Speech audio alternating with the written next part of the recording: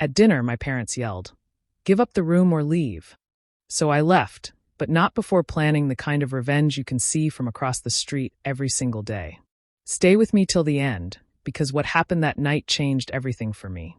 And maybe it'll remind you that sometimes the best revenge is simply moving forward. I had just turned 27 when I lost everything at once: my job, my apartment, and the man I thought I'd marry. With nowhere else to go, I drove back to my parents' house, thinking they'd welcome me for a while. It was the same house I'd grown up in, the same walls that once felt safe.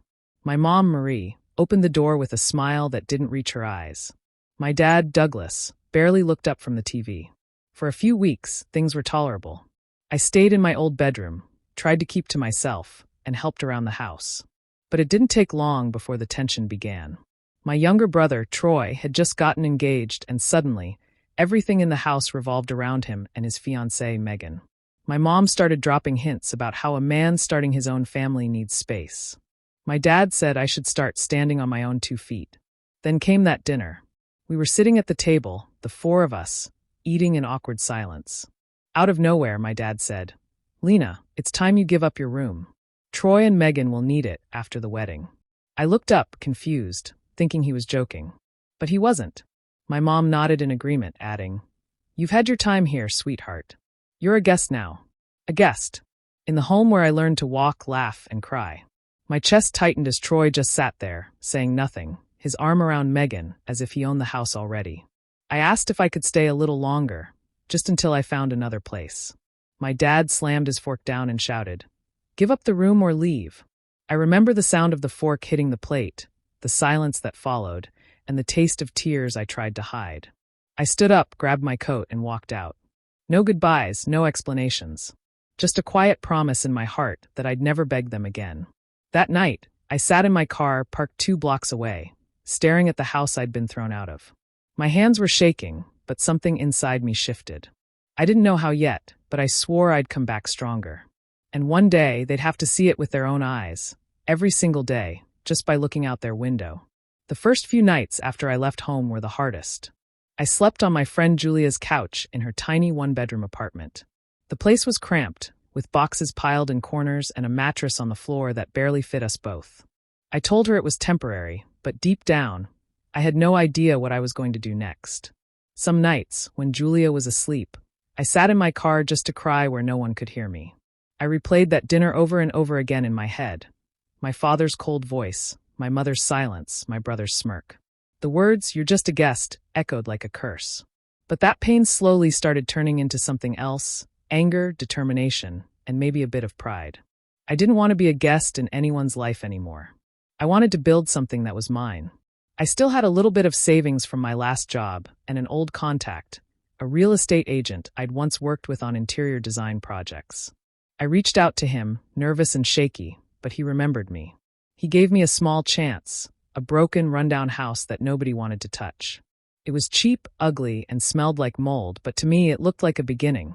During the day, I watched endless tutorials on home renovation. At night, I worked on the house, scraping paint, fixing cabinets, learning how to hammer nails straight. I made mistakes, cut my fingers, cried out of frustration, but I never stopped. Every time I felt tired or hopeless, I heard my father's voice in my head. "You're just a guest." Those words became my fuel. They burned deep inside me, pushing me to prove him wrong. I started small, flipping that one house and selling it for a modest profit. Then I used that money to buy another. It wasn't easy. I worked 15-hour days, sometimes skipping meals, sometimes falling asleep on unfinished floors. I didn't tell my parents where I was or what I was doing. I didn't want them to know, not yet. I wanted to build something so undeniable that when they finally saw it, they'd have no choice but to remember that dinner and choke on their own words. Julia helped when she could, painting walls and bringing food, telling me I was crazy but brilliant. Slowly, one house turned into 2, 2 into 3. I wasn't rich, not even close, but I was surviving. And this time, it was all because of me. I felt my bitterness shift into something sharper, stronger, like steel being forged by fire. My heart still ached from what they did, but I was no longer broken. Each swing of the hammer, each dollar I saved carried the same silent promise. One day they'll see me again, but not as a guest. Never again. 2 years passed faster than I could believe. What started as a desperate attempt to survive had quietly turned into a real business. I named it Heartline Designs, a mix of pride and irony. The name Heart still made my chest tighten, but I wanted to own it in a different way. I wanted to turn the pain attached to that name into something that meant success, independence, and strength. My mornings began before sunrise. I'd wake up to the sound of power tools and the smell of sawdust. I learned to love it, the rhythm of creation, the way something ugly could become beautiful again with enough time and care. My phone never stopped ringing now. Clients wanted me to design and flip their homes, trusting my taste and hard work. I kept everything professional and quiet. No social media posts, no interviews, nothing that would reach my parents. As far as they knew, I was still trying to figure things out. I preferred it that way. Sometimes, while driving through town, I'd pass by their neighborhood. I never slowed down, but I couldn't help glancing toward the old house. It looked the same, neat garden, fresh paint, but a little colder somehow. I heard through neighbors that my brother Troy had moved into my old room with his wife Megan. They turned it into a nursery for their baby boy. The same room where I once dreamed about my future now held the next generation of their favorite child. The neighbors talked more than they realized. Small towns always do. They told me how my parents bragged about how well Troy was doing, how they'd helped him get on his feet. They mentioned the baby shower, the new car, the renovations, all things my parents helped pay for. But not once did anyone mention me. Not once did my parents say they had another child who was building something all on her own. It stung more than I wanted to admit. Even after everything, a small part of me still wanted their approval. I'd imagine my mother's voice saying she was proud, my father smiling for real, not with disappointment behind his eyes. But I knew better than to expect that. I was building my own piece now, brick by brick. Late at night, when the houses were quiet and the tools were packed away, I'd look over the numbers in my little office. The business was growing steadily. I was paying my team well, saving, planning for bigger projects. The bitterness that used to choke me had softened into focus. I didn't cry anymore when I thought of them. I just felt distance, a kind of emotional border I refused to cross again. I told myself I didn't need them. Maybe one day, they'd find out who I'd become. Maybe they'd see Heartline Designs on a billboard or in a magazine. And when they did, they'd finally realize Lena Hart didn't disappear. She rebuilt herself from the ground up. It happened on a bright, ordinary afternoon. I was visiting a client in my old neighborhood, helping them choose colors for a renovation project. I hadn't been there in years, not since the night I drove away with tears blurring my vision. As I walked out to my car, something caught my eye, a for sale sign planted firmly in front of a large white house. My breath caught when I realized where it was, directly across the street from my parents' home. For a long moment, I just stood there frozen. Their house was right there, exactly the same. Same hedges, same porch swing, same curtains I remembered from my childhood. I could almost hear my father's voice in my head, sharp and cold. "You're just a guest." I hadn't planned to ever come back here, not even by accident. But fate, or maybe karma, had other ideas. The house for sale was stunning, even though it needed work. Tall windows, a huge yard, and an old oak tree that spread its branches over the driveway. It was the kind of house my parents used to talk about when I was little. My dad would say, "One day when we make it, we'll live in a place like that." But they never did. Life had other plans for them. And for me. I don't know what came over me, but a wild thought struck me like lightning. What if I bought it? What if every single morning they opened their front door and saw me, successful, independent, living the life they thought I couldn't have? It wasn't just about revenge. It was about reclaiming power. About standing exactly where they could see the daughter they threw away and realizing they'd lost her forever. The thought made my pulse race. I took down the number on the sign and called the agent right there from my car. When she told me the price, $1.2 million, I almost laughed.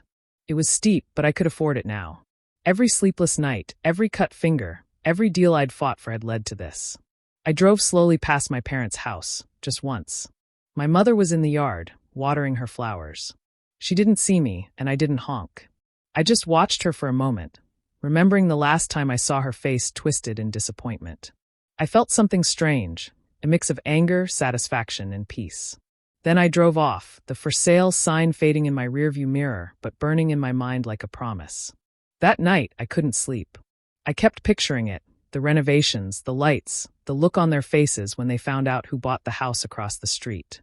A slow, deliberate revenge began to bloom in my chest. I wasn't going to yell or cry or demand an apology. I'd let my success do the talking. They would see me every day, and that would be enough. Buying that house wasn't just a business move. It felt like taking back a part of myself that I'd lost the night I walked out of my parents' home. When the real estate agent called to confirm the asking price, I took a deep breath and said, "Let's talk numbers." My voice was calm, but my hands were trembling. The property was listed at $1.2 million, and everyone said it was too high for the area.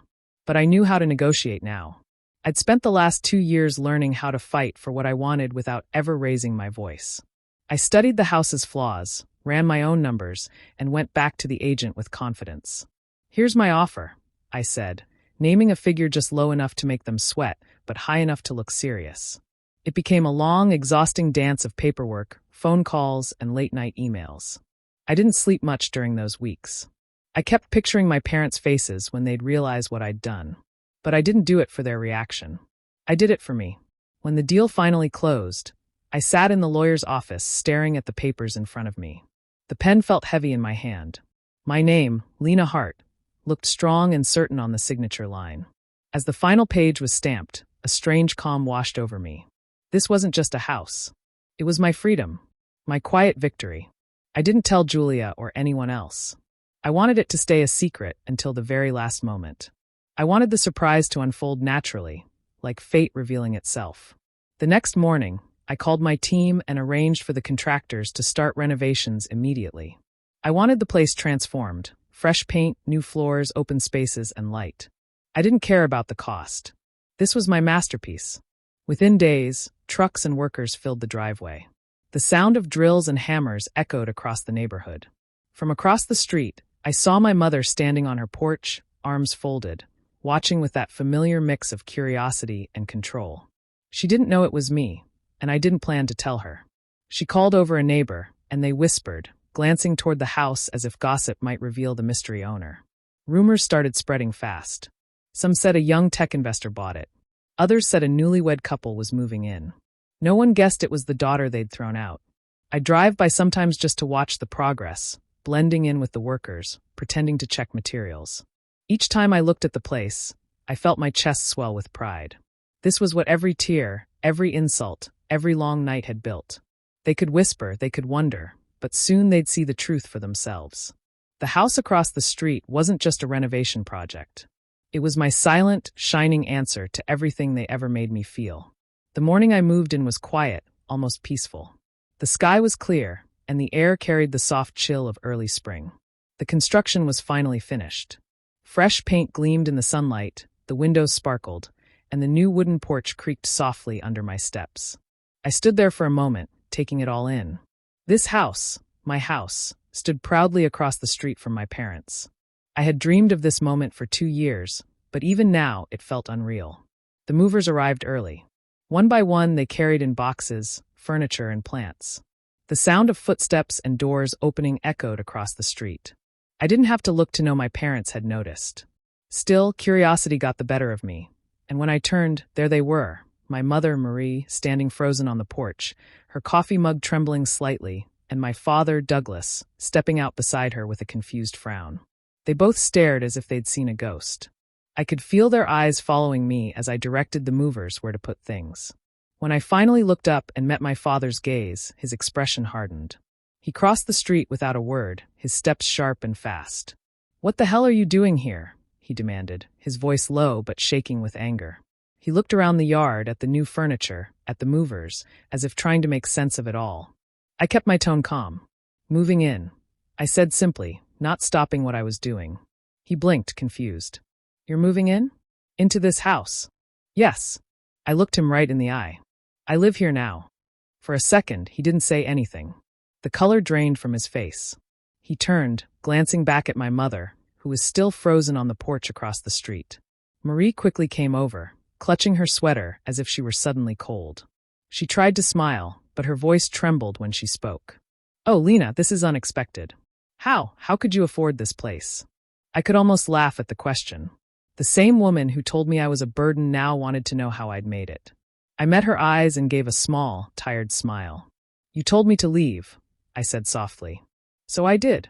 She didn't respond. My father's jaw tightened. He looked around as if trying to find something to say, but no words came. For the first time, they were speechless.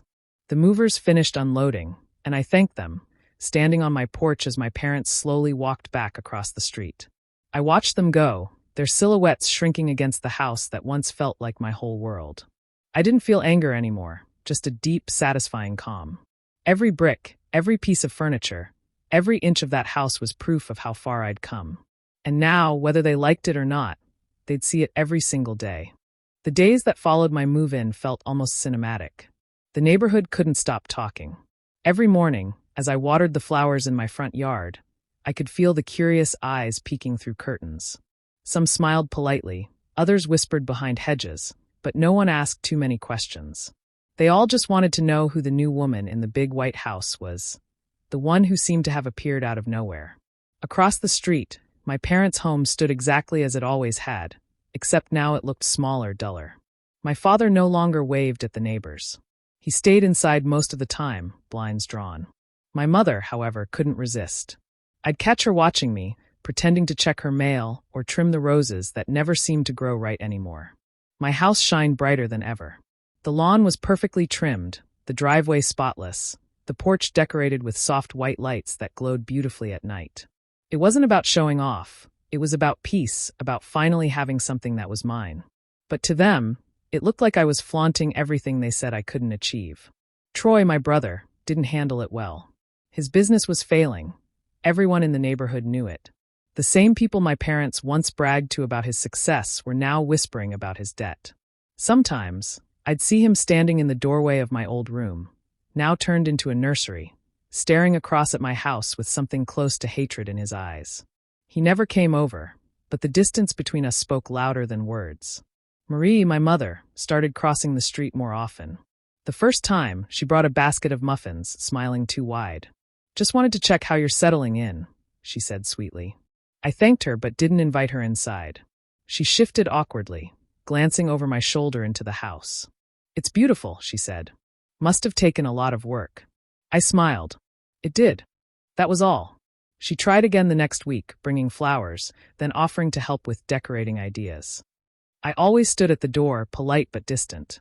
I didn't need to slam it shut. The message was clear enough.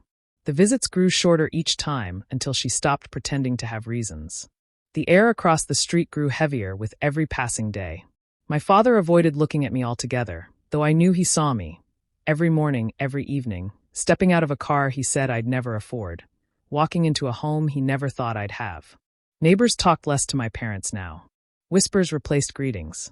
And I, for the first time, didn't feel like the unwanted one. I had no need to prove anything anymore. Their regret was loud enough. Their silence was my applause. Every light in my home, every bloom in my garden, was a reminder that I had built a life that demanded to be seen, even from across the street. Douglas's voice thundered across the quiet suburban street, breaking the peace like glass shattering on concrete. "So this is what you wanted, huh?" he barked, his face red with anger as he crossed the road toward Lena's driveway. "You bought that house just to humiliate us."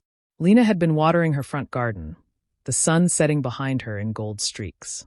She turned slowly, the hose still running, her expression calm but exhausted. "Humiliate you?" she said softly, disbelief mixing with sadness. "Dad, I bought a house. That's all I did." Douglas pointed an accusing finger at her. "Right across from us. You could have gone anywhere in the city. But no, you had to rub it in our faces.